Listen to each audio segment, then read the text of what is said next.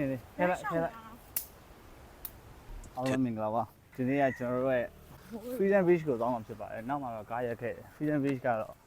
ဒီကနေလမ်းလျှောက်သွားမှာပေါ့နော် Public Walkway to Freedom Beach ကြောက်လိုက်တာ150 မီတာဖြည်းဖြည်းချင်းလျှောက်တလန်းချင်းလျှောက်တလန်းချင်းပဲလျှောက်အကြိုင်ကြာပဲလေလျှောက်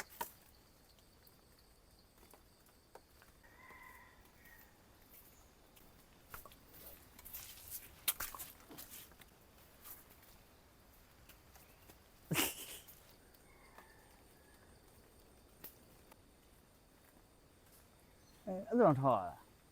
我看那个侏罗纪你以为对吗တောတန်းလေးကနေလာတဲ့တစ်ချောင်းမှာချင်းနေဆောင်ရမ်းပေါ်တယ်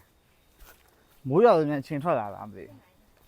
ဘူးဘယ်လိုလာမလဲတော့မသိဘူးလာရတဲ့လမ်းကတော့ဒီမှာကြီးဆောင်ရမ်းဆိုးတယ်ဟုတ်တယ်မှာ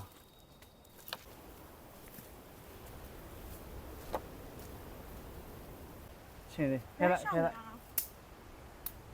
2,000 years later. ဆက်စီတော့မရှိဘူးလိုင်းကြီးနေရောက်ပါပြီ